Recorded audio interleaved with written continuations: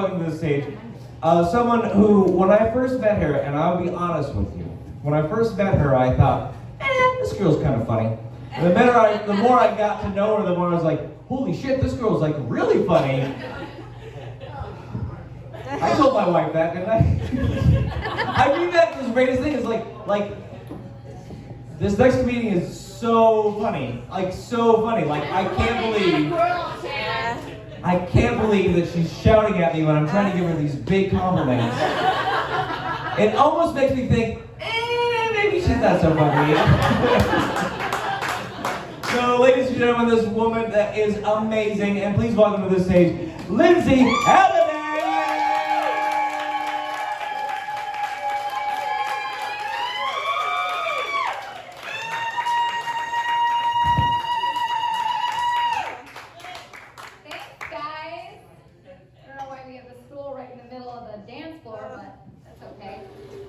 Also, if you're thinking about leaving, don't, because you've arrived to the swimsuit portion of the show. Thank you for staying. Sorry, Dad. Oh my goodness. So, I learned while watching all my very funny friends that it's really hard to go last when you love them so much. And you're laughing because I went to the bathroom and my makeup was all over my face, and I'm like, I have to go up there, and I'm a mess, and I lost my voice because I was screaming. I may or may not have already not had a voice. It's fine, whatever. But there's so much to be thankful for anyways. Other than that, it's almost Thanksgiving. Yeah. Hey guys, thanks for coming. Welcome. Happy Thanksgiving. Week of Thanksgiving is very exciting. Holidays are back. But I'm not gonna lie, it was kind of nice to have a whole year off. Hey, hello. It was really nice to have a year off of not having to worry about family gatherings. You know, am I gonna wear? Are we gonna go home for the holidays? Who am I gonna fight with? You don't have to worry about any of that. But now we're back. We're vaxxed. We're ready to go head to head with Uncle Gary about critical race theory and horsey worm. We're ready. So buckle up, Uncle Gary, because we're coming for you. But pro tip, just keep it in the back of your minds, you know, if you're traveling for the holidays and you find yourself at like a soiree at your in-laws, they're having a holiday party, and you find the urge to like lock horns with their Uncle Randy about like mask mandates and cancel culture, just don't. Don't. Just stick to the blood relatives. They have to love you. It's in the contract. The in-laws don't have to love you, but you want them to, so just avoid it. Instead, grab that bottle of wine that you brought to share and just chug that shit till you pass out. It'll all be over soon.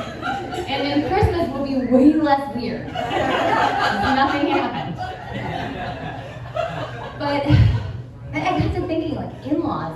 Just keep thinking about in-laws. How weird. Bear with me, okay? Just hear me out. In-laws, the concept of an in-law is weird. It's weird to have like a mother, father, daughter, son, in-law. Like, I'm just out here trying to find a husband. Now I have a whole other set of parents. And like, I love them, but I don't want to be their daughter. Because that then makes me the sister of their son. Oh, I'm banging. By the way, sorry, Dad. Again. And it's creepy. Like, when as a society did we decide that we were going to go from like Pretty in Pink to Flowers in the Attic? Well, Buried Hills Have Eyes, and if you don't understand the reference, I'm saying it's incestual, and that's gross. I don't think we should be brothers and sisters with like our husbands and wives. It's gross. Don't be weird. Don't make it weird. But these parents also, this other set of parents, on top of the weirdness, it's crazy because these people, they're not like, they don't give you like ice cream money, you know, they're not giving you rides to your friend's house. They're definitely not going to clean your bedroom for you. That's awful. Not going to happen. But they will 110% weigh in on every single personal life choice that you make from now until the end of time. Like, to vax or not to vax. Public school?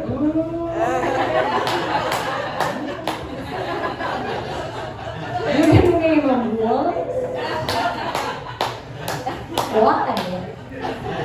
Or maybe not. Maybe not. Maybe you'll get lucky and have cool in-laws like I do. I got lucky. I do have pretty cool in-laws, and I love when they come to visit. They're great. They're great. They're loving, they're supportive. They live 748 miles away. They're great. And I love when they come to visit. So my mother-in-law, Cindy, aka Cynthia, all bets are off Adydan. This woman she can smell a wine, a good time, and a casino from like 1,000 miles away. And if she smells it, she's going. She's in. It's like, all right, let's go. And you wouldn't know by looking at her. You're like, give her a glass of wine, and she's like, wow! Ready to go. So when they go to visit, it's like a party. From arrival to departure, we're having a great time, which is great for the most part. We're drinking wine, we're staying up late, playing games. And then it's not so fun because at 6 a.m. my alarm goes off. And I'm magically a mom again. And I have to get up and get dressed and get my kid up and get her dressed and make breakfast and make lunch and then get on my bicycle and ride our bikes to school, whether I'm hungover or not. And spoiler alert, I definitely am.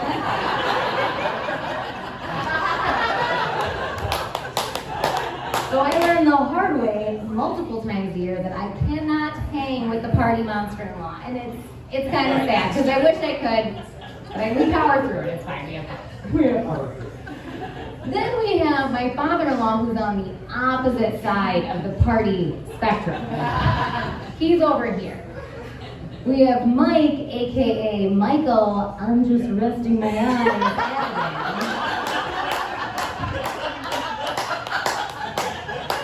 This man has a talent like I've never seen in my life. I've never seen anything like it. And he's passed this talent down to all of his children, all of his grandchildren, and I would bet money that this is going to go on forever because the genes are strong. You could put an Adydan in any situation. Oh, wait. The family refers to this talent, I have to tell you what it is. The family refers to this talent as Adydan. I like to call it narcolepsy.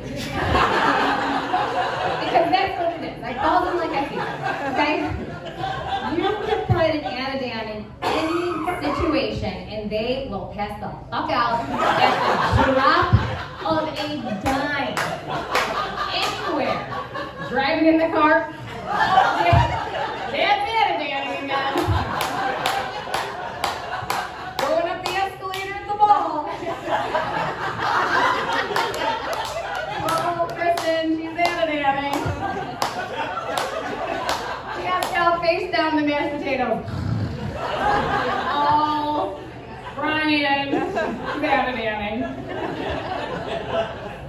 It's unreal. And so you might think, oh my God, Lindsay, that sounds so easy. If they just sleep the whole time, that sounds like an easy trip. Yeah, for my narcoleptic husband and father-in-law, they're sleeping the whole time. But guess what? I'm a team player, and I'm a great daughter-in-law. And Cindy is still awake, and she's ready to party. 3 more glasses of wine, and Harry Styles videos on YouTube, because Cindy's on vacation, and that's what she came here to do. Welcome.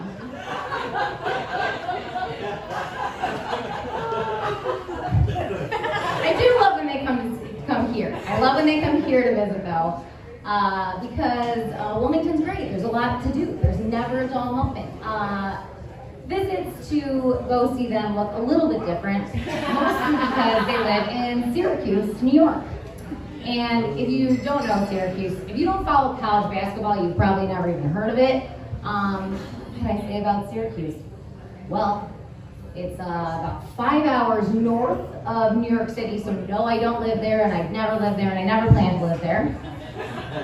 It is the 8th cloudiest city in the United States, and the 46th coldest in the United States. That's real, I looked it up, I Googled it. And just to put it all into perspective for you guys, I actually Googled how many cities there were. I did all the work for you. There's almost 20,000.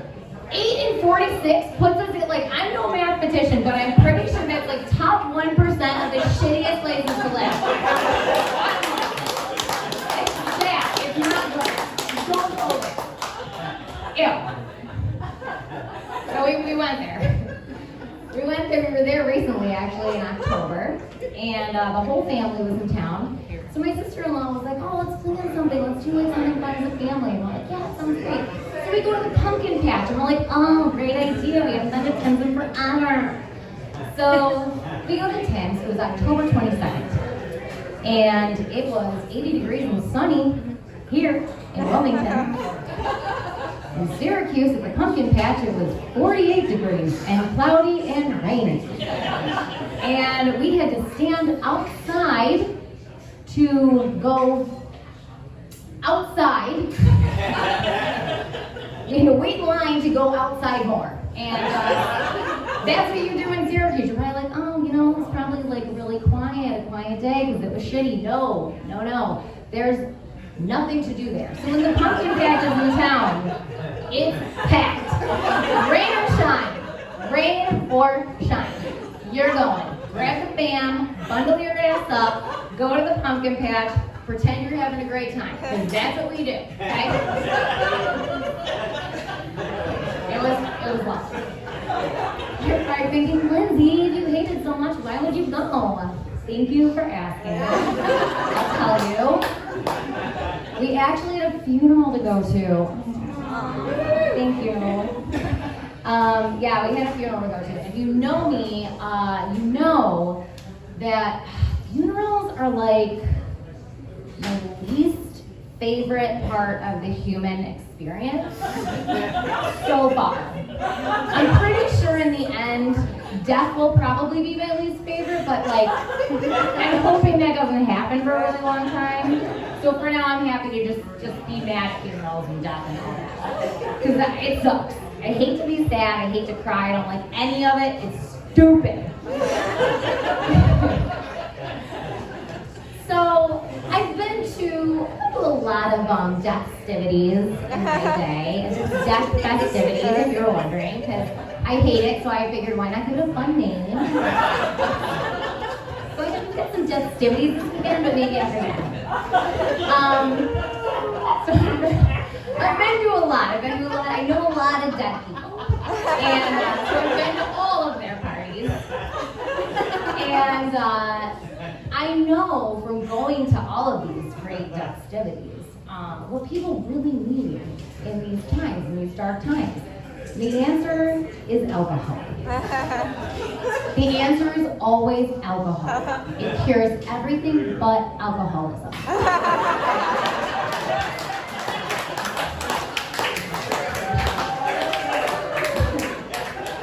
Which is why I've been to so many death festivities. But yeah, so now that I know that, I have this priceless information about, bringing alcohol. So Brian and I were like, let's swing by the store, we'll go to the Wegmans, and we'll grab a couple packs of Celsius, and give these people a party, So we filled the trunk with spiked seltzers, and we went to the funeral, and we had a tailgate. And everybody loved it. Wouldn't you know? We put the fun back in funeral home. We did it. Everyone was like, wow, this is such a great idea. I'm like, I know, you're welcome. But as I was standing there, pounding seltzers over Grandma's body, I just I will wonder what my death certificate look like. What is my final soiree gonna look like? And I haven't really put a lot of thought into it. But here's what I've got so far. Okay, so I'm thinking invite only for sure. It's gonna be a 2-for-1.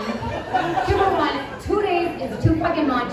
1 day, couple hours, wrap it up. Thank you, goodbye. Have a great time, talk about me all day, get out of here. It's gonna have, because it's invite only, we gotta have invitations. The invitations are gonna be very nice, on like really thick paper. And they're gonna read, please join us for Lindsey, aka Lynn's Life of the Party Adydan's final soiree. It will be the party of a lifetime. Be there or be dead. And I'll know, because I'm dead, so I will haunt you if you don't show up. So you get the invitation, you show up at this beautiful Holiday Inn, the nicest one in town. And all of my cold, dead, hand-selected guests will walk in through the double doors of the ballroom. Cue fog machines, okay? Fog overhead. And you're like, oh my God. And they walk in, and they're like, oh, this is so beautiful. There's like an open bar. The open bar is only spiked seltzers and like hard kombucha and Tito's with water and lemon, please. And there will be we'll have dinner, sit-down dinner, mostly cheese products, a lot of nachos. It's gonna be really nice. When you first walk in, you're gonna, you gotta go see me because I'm the star of the show. So you walk in and you'll see my beautiful, pink, sparkling, sequin-lined casket. And they'll walk over to it, throw a tear in their eye, and they'll say, oh, this is just so Lindsey. I've been so Lindsey. And they walk over and they're like, oh, where's her body? Where is she? What's going on? Oh, I'm not in there. It's my party. I'm not sleeping through my party. I'm not an Adydan. Hello? No. I am on a rollout stage. Here I come. 2 more fog. Banner over my head. Death of the party. Roombas strapped to my feet. I'm a full body Chucky fucking Cheese animatronic. Okay?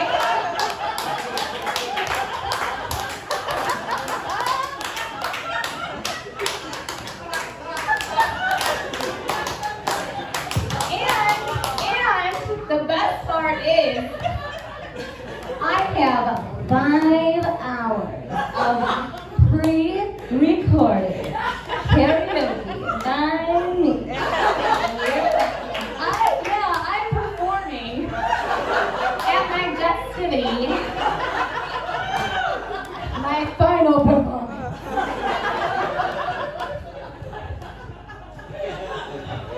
Oh, baby.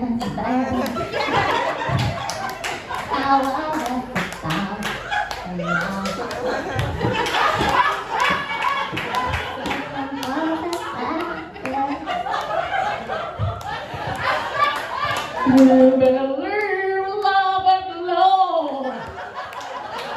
Fucking girls, the things on sale. Really don't think it's stronger than no. And then my final song will play at the end of this is when we're winding down. This is the real, this is the finale, okay? You know what the finale is.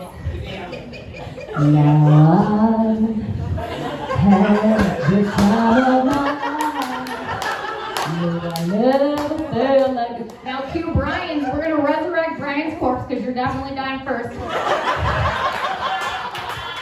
We are unearthing Brian.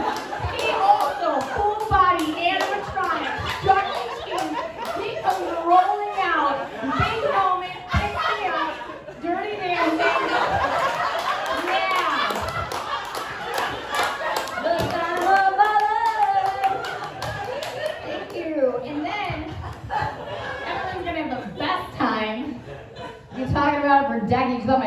night was great. Wait till you get to my funeral. Woo! So, as everybody's leaving, you know, it's the end of the party's over, everybody's going home, and you walk back out the double doors of this very fancy Holiday Inn Cumore Fog as you're walking out, there will be one last recording of my beautiful voice. And it'll say, "Thank you, it's my time, I love you."